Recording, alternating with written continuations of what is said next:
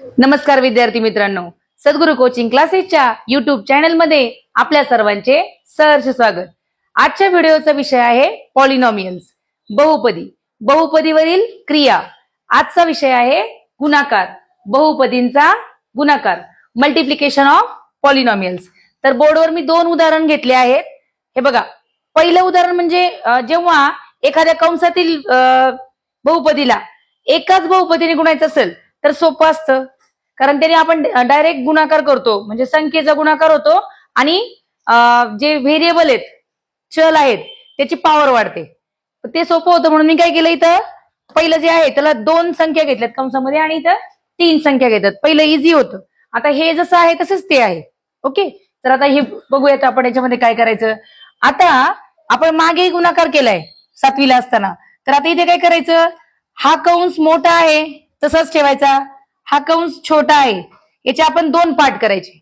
कंसात काय दिले, x⁵ म्हणजे x चा 5वा घात अधिक 1, x⁵ प्लस 1, दोघांना सेपरेट करायचं। म्हणजे काय करायचं, x⁵ नी या अख्ख्या ब्रॅकेटला मल्टिप्लाय करायचं, x³ plus 2x² plus 2, bracket complete. आता हा जो 1 राहिलाय, इथे काय करायचं, याचं चिन्ह सकट घ्यायचं, +1 +1, आणि पुन्हा काय करायचं, जे ब्रॅकेट आहे पुढचं नेक्स्ट ब्रॅकेट, जे जसंच्या तसं लिहायचं। बघा, परत सांगते मी काय केलं। पहिला कंस फोडला, ब्रेक केला, त्याचे दोन पार्ट केले, सुट्टे पार्ट केले। पहिला पार्ट काय होता, x⁵ आणि दुसरा पार्ट होता +1। मग मी काय केलं, पहिला ब्रॅकेट कंस फोडल्यानंतर जे दुसरा ब्रॅकेट शिल्लक राहिलाय त्याला याने मल्टिप्लाय करायचं। म्हणजे मगाशी मी सांगत होते ना की सिंगल कसं करायचं, तरी असं सिंगल करायचं, म्हणजे एका बाहेरच्या एका काय म्हणतो आपण मोनोमियल। मोनोमियल म्हणजे काय, एक पदीने बहुपदीला गुणणे। म्हणजे बघा, इथं आपण एक पदीने बहुपदीला गुणतोय, इथं पण एक पदीने बहुपदीला गुणतोय, इथपर्यंत गुणाकार चालू राहणार आपला, बरोबर। आता बघा, इथे x च्या 5व्या घाताने आपण इयत्ता 7वी मध्ये घातांकाचे नियम शिकलो। त्याच्यामध्ये तुम्हाला माहितीये की जर पाया समान असेल तर घातांकाची काय होते, घातांकाची बेरीज होते, बेरीज। x⁵ येतं म्हणजे पॉवर वाढतो, एका x⁵ plus x multiply by x⁵, तर indices will get add if the base is same, then and multiplication is the operation is multiplication, then indices will get add। म्हणजे पाया समान असेल आणि गुणाकार असेल तर घातांकाची बेरीज होते। मग आता बघा, इथे काय झालंय, इथं पाया समान आहे म्हणजे x आहे, मग इथं घातांक आहे, इथं 5 आहे, इथं 3 आहे, म्हणजे याचा गुणाकार होणार म्हणजे काय होणार, 5 वेळा x नी करून दाखवते बघा, 5 वेळा x नी 3 वेळा x चा गुणाकार होणार। हे 5 आहेत आणि हे 3 आहेत, म्हणजे काय होणार, हे सगळ्यांची बेरीज होणार, ही क्रिया होणार आहे, बरोबर। पण आता आपण लहान आहेत का असं करायला, आपण 7वीला केले, आता नाही, आता आपण 9वीला आलो। मग आता आपण काय करणार की आपल्याला माहितीये की पाया समान आहे तर घातांकाची बेरीज होणार, मग आपण काय करणार, तर बेरीज करणार। बघा, x तसाच, x⁵ प्लस 3 8, x⁵ आले। आता या x नी याला मल्टिप्लाय करणार, नंबर आहे त्याच्या बरोबर काहीच नाही, म्हणजे 1 आहे, 2 1 जा 2, आणि व्हेरिएबलचं मल्टिप्लिकेशन करताना इंडायसेसची ऍडिशन होते, 5 + 2 x⁵7। आता या x⁵ नी x च्या 5व्या घाताने 2 ला गुणायचं, इथं काही व्हेरिएबल नाहीये, काहीच चल नाहीये, मग आपण डायरेक्ट गुणाकार करणार, काय येणार, अधिक 2x चा 5वा घात। पहिला कंस पूर्ण सोडून झालाय, आता दुसरा कंस। आता मला सांगा, कोणत्याही संख्येला 1 नी गुणलं तर उत्तर किती येतं, तीच संख्या येते, काय ते, तीच संख्या। म्हणजे तुम्हाला 1 नी गुणायचं म्हणजे काय होणार, काही करायची गरजच नाही, अख्खा ब्रॅकेट तसाच करायचा, फक्त ब्रॅकेट काय होणार, ओपन होणार। म्हणजे 1 नी याला सगळ्यांना गुणलं तर उत्तर काय येणार, तोच ब्रॅकेट, म्हणजे x³ प्लस 2x² प्लस 2 आला, झालं, गुणाकार संपला। पण आता राहिलं काय, लाईक टर्म्सची ऍडिशन, बरोबर। आता सगळे ऍडिशनचं साईन आहे म्हणून ऍडिशन होणार, जर सबट्रॅक्शनचं साईन असलं असतं, निगेटिव्ह साईन असलं असतं तर वजाबाकी सुद्धा झाली असती। म्हणजे गुणाकार कुठपर्यंत होता, कंस ओपन करेपर्यंत, ब्रॅकेट ओपन करेपर्यंत गुणाकार होता, नंतर आपल्याला शेवटी ऍट द एंड बेरीज वजाबाकीच करायला लागणार आहे। इथपर्यंत कळालं। आता बघा, x⁵ बरोबर कोणी आहे का, नाही, 7 बरोबर कोणी आहे का? नाही. 5 बरोबर कोणी आहे का? 3 बरोबर, 2 बरोबर, कुणाबरोबरच काही नाही, म्हणजे बेरीज पण होणार. हेच आपलं उत्तर आलं. काय आलं उत्तर? मग बघा, x⁵ plus 1 multiply by x cube plus 2x square plus 2 is equal to x⁸ plus 2x⁻7 plus 2x⁵ plus x cube plus 2x square plus 2. This is our answer. Multiplication केलं आणि आपलं हे उत्तर आलेलं आहे. गुणाकार केला आणि उत्तर आलं.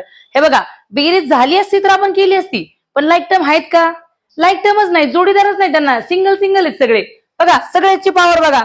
8 त्याच्याबरोबर जोडी आहे का? 8 आहे का? कुठे दिसतोय? नाही. 7 नाहीये. 5 नाहीये. एकटाच येतो. सगळे एकटे एकटे आहेत. हा एकटा, हा एकटा, हा एकटा.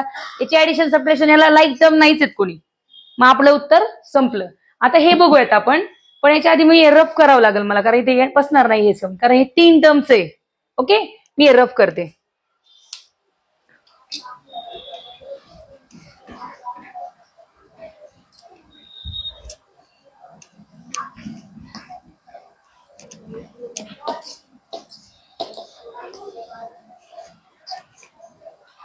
बर, आता काय केलं आपण? मगाशी त्रिपदी, ही कोणती पदी आहे?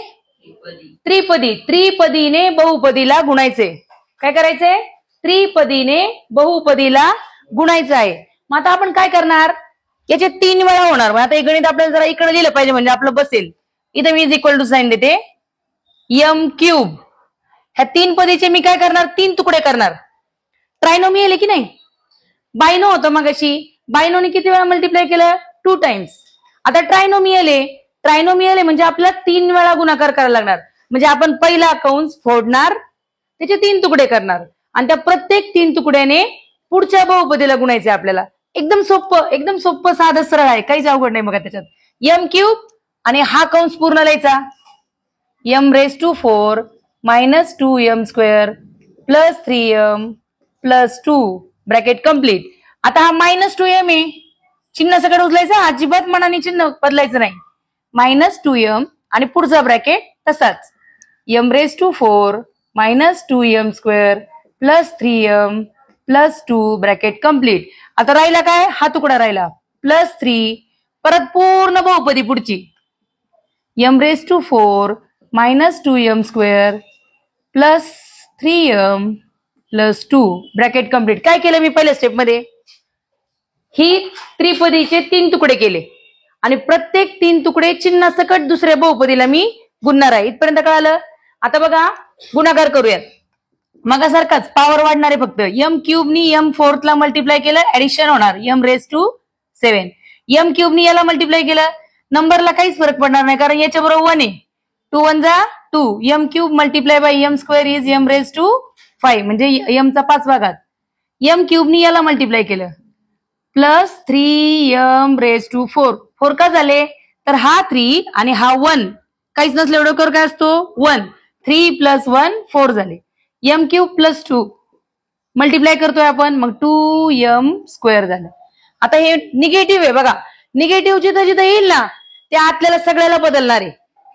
आतले जे पॉझिटिव्ह होते ते निगेटिव्ह होणार, आणि जे निगेटिव्ह आहे ते पॉझिटिव्ह होणार. बघा आता 2m स्क्वेअरनी याला मल्टिप्लाय केलं तर मायनस 2m⁵. का?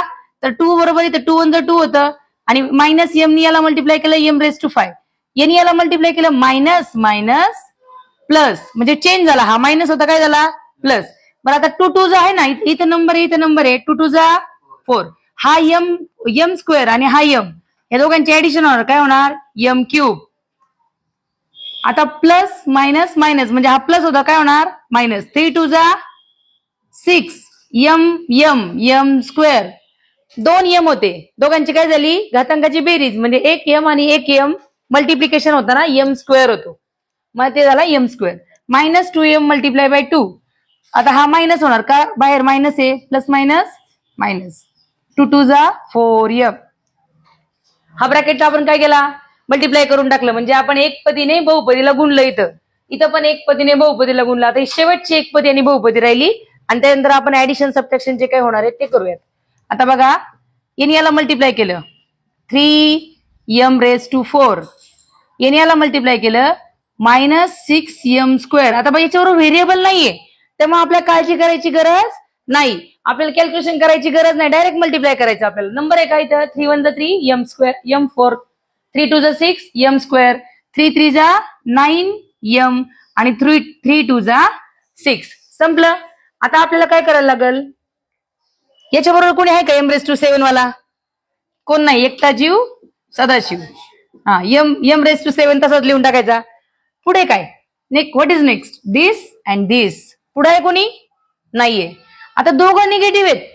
काय सांगितलं मी, दोन निगेटिव्ह इंटिजर एकत्र आले की एक मोठा निगेटिव्ह इंटिजर तयार होतो. आता मला सांगा, दोघांची बेरीज होणार -2 आणि -2m⁵ आणि -2m⁵.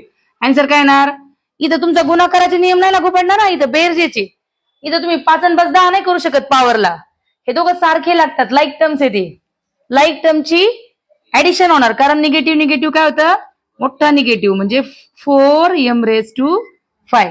आता बघा हे m4 बरोबर कोणी आहे का? आहे, सापडला. याच्या बरोबर हा आहे. चिन्ह का करायचे तुम्हाला, म्हणजे खुणा का करून ठेवायच्या तुम्हाला समजलं पाहिजे की हा याचा जोडीदार आहे बाबा. आता बघा बरं, दोघांना चिन्ह काय आहे, इथं पण पॉझिटिव्ह. चिन्ह कुठं असतं? संख्येच्या आपल्या, आपण संख्येकडे तोंड करून बसलं की आपल्या डाव्या हाताला चिन्ह असतं. याचं पण प्लस आहे, याचं पण प्लस आहे. 3 + 3 6m⁴. बर, ह्या m³ बरोबर त्याला कोणी जोडीदार आहे का? आहे, मिळाला, सापडलाय. हा 2m³ आणि हा 4m³ म्हणजे 2m चा घन आणि 4m चा घन. दोघांनाही चिन्ह धन आहे. उत्तर काय होणार? 6m³ झालं. आता काय राहिला, चेक करा. स्क्वेअर स्क्वेअर बाकी आहेत. बर, याच्यामध्ये काय झालं बघा, दोघांना निगेटिव्ह साईन आहेत, म्हणजे काय झाला, एक मोठा निगेटिव्ह तयार होणार आहे. -6 -6 -12m². आता काय राहिलं, आता हा नंबर राहिला 4m आणि 9m. आपण आता एकाला पॉझिटिव्ह साईन आहे आणि एकाला निगेटिव्ह साईन आहे. तुम्हाला माहितीये, एक पॉझिटिव्ह एक निगेटिव्ह एकत्र आला की जर पॉझिटिव्ह मोठा असेल तर तो काय करतो, निगेटिव्हचा पॉवर कमी करतो त्याला. आता इथं मोठं कोण आहे दोघात? 9m आणि -4m मध्ये 9m मोठा आहे. मग 9m मधून 4m गेला, किती राहिले? +5m. आणि नुसती संख्या एकटीच आहे, बरोबर ना? कुठंच नाही नुसती संख्या. +6. मग आपलं गणित होतं m³ -2m +3 in bracket m⁴ -2m² +3m +2. आणि आन्सर काय आलं? हे आलं m⁻⁷ -4m⁵ +6m⁴ +6m³ -12m² +5m +6. आता हे सगळ्यांना काय करायचा, छान असा ब्रॅकेट करायचा. इथं आपलं उत्तर संपलं. पहिल्या स्टेप मध्ये काय केलं, ब्रेक केला. कुणाचा ब्रेक केला? हे 3 होते ट्रायनोमियल, ब्रेक करून एकेकाला मल्टिप्लाय केलं, म्हणजे एक पदीने बहुपदीला गुणलं प्रत्येक ठिकाणी. गुणून घेतल्यावर काय केले, जे लाईक टर्म्स होते, स्वरूप पद होते, त्यांची बेरीज वजाबाकी केली. बेरीज वजाबाकी करून जी काही उत्तर आली ते तुमचं फायनल उत्तर राहील. आलं लक्षात? समजला? होप तुम्हाला सगळं समजलं असेल. भेटूया पुढच्या व्हिडिओमध्ये. धन्यवाद.